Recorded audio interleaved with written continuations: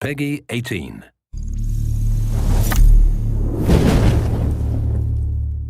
Hello everyone, this is Ryan Bernard, Game Director on Tom Clancy's The Division. And today we're very excited to give you this exclusive walkthrough where we're going to follow a team of 3 players as they move through the Dark Zone. So here we have our group of 3 agents, Ryan, Megan, and Bronson, and we're going to be following them as they enter this very dangerous area in search of some awesome loot. Ryan is set up as the healer for the group, so he's got support skills loaded with Pulse and Healing Grenade. Megan is DPS, so she's got the Seeker Mine and Sticky Bomb loaded up. And Bronson's going to be taking the brunt of the punishment, so he's got Pulse as well and the turret, so he can keep the attention of the enemies during firefights. After the virus broke out, the Dark Zone was originally set up as a quarantine zone in the middle of Manhattan to contain the sick, but things rapidly went out of control, and there was a massive blackout and the military had to evacuate.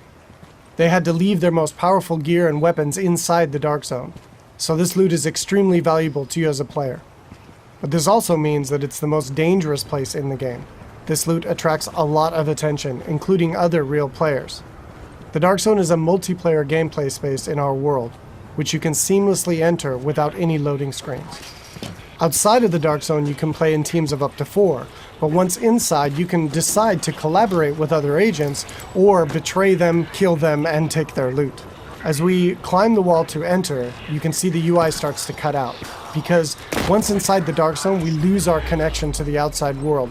And this area is highly contaminated, so we can see the players put on their masks to protect themselves from the virus, and then they're set to go.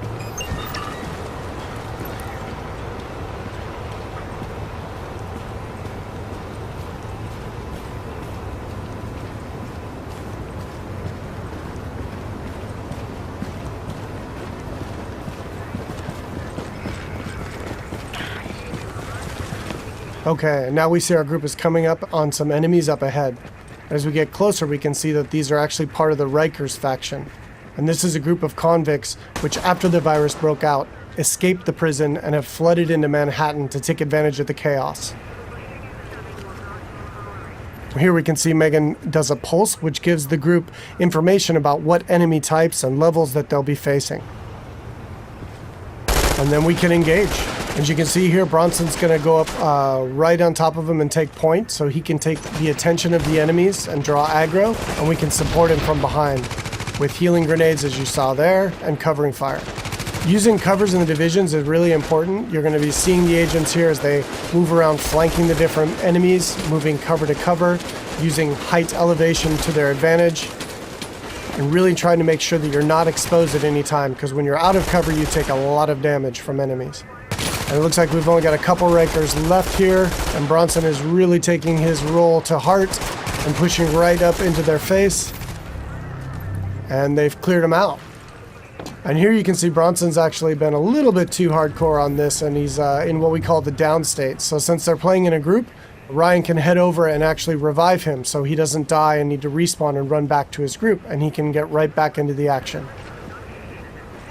And here we can see that Ryan's actually found a loot crate.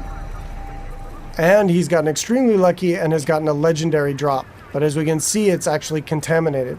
All gear and weapons in the Dark Zone are contaminated, and they need to be extracted before they can be actually equipped by the players or agents in the game. So in order to do that, our group is going to move to a nearby extraction point in Bryant Park. Once the group is inside an extraction area, they'll need to shoot up a flare which calls in a helicopter. Then they need to hold tight for 90 seconds and extract their goods. Alright, now we see our group has come across a different group of enemies, and these are the Cleaners. Cleaners used to work for the city of New York, but they got trapped on Manhattan when the quarantine was declared, and they've lost it. They want to, in their own minds, clean the city from the virus by burning anything and everything in their path, dead or alive. And this group of Cleaners is actually a tougher group of what we call elites in the game. They have much higher health pools and much higher damage output. So our group here is going to really have to work together using their weapons and skills to take them out.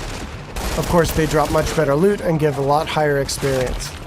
We got Ryan seems to have moved up to a kind of a bad cover position here. He's taking damage from the right, and he's got a grenade coming in and he needs to move, and he's too slow. So he's going to need to top himself off with a nice self-heal. All right, so now we've dealt with the cleaners and we can move on towards the extraction area. But it looks like our group is not alone, and another group of players is in the same extraction area. In the dark zone, it's very important to find out player intention relatively quickly, whether or not they're a friend or foe. But it looks like these two are not interested in engaging, so our group's going to continue on and try to get that legendary weapon out. Extraction detected. Proceed with caution. Another team of agents has actually started an extraction, and our group is going to move to investigate.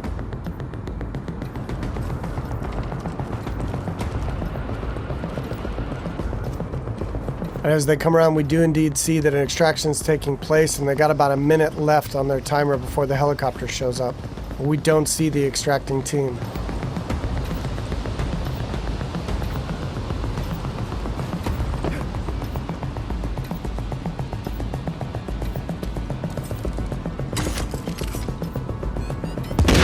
Oh, here we see that the extracting team actually got the jump on our group, and Bronson's been quickly down. And since they engaged on us, they have now been flagged as rogue, which puts a big bounty on their back for a certain period of time. Luckily, Bronson was able to make it back to our group, and we were able to quickly revive him and get him back up into the fight. And now we've got some PvP chaos happening. And here we see Ryan throws out another healing grenade to heal up both of his teammates as they're flanking around to the left to try to get better position on these rogue agents.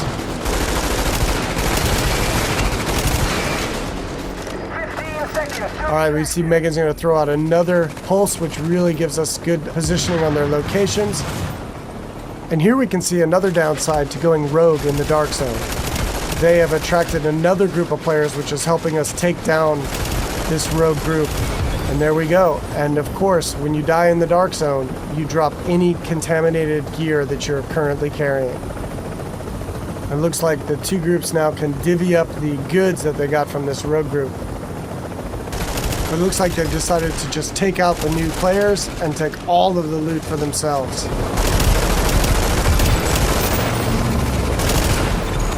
You're attacking friendly forces. Rogue protocol initiated.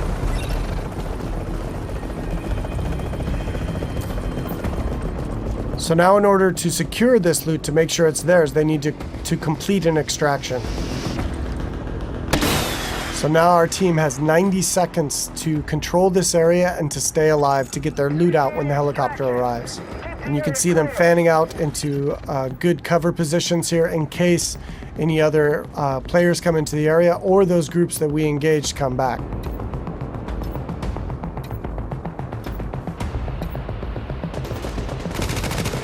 It looks like indeed they do. But now we're set up in really good positions here to be able to take them out. Bronson and Megan are laying down damage from the front line, and Ryan is supporting from behind. And again, it's really important in the game to make sure that you're always in cover whenever possible, and that you're not being flanked by any enemies. Here we see Ryan tossing a healing grenade as he runs past Bronson there. And they're going to focus on these two players here. 30 seconds to extraction. Straight in front of them. Now they got 30 seconds left to stay alive and control the area.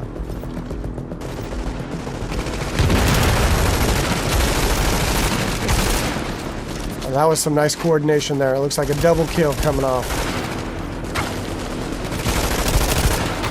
All right, and they dealt with the other group yet again, and now the helicopters arrived, so they were able to survive and be able to get their loot out, and will head back to their base of operations.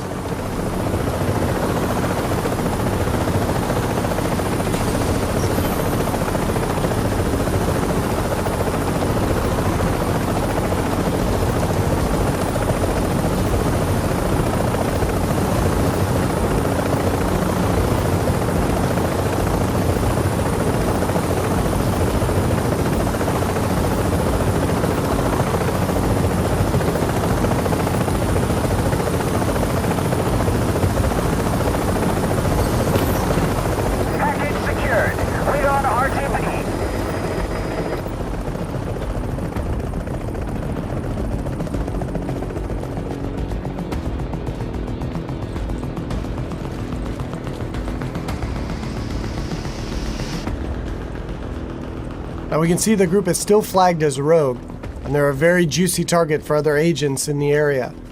So they really should leave this area quickly and decide where to head out to next.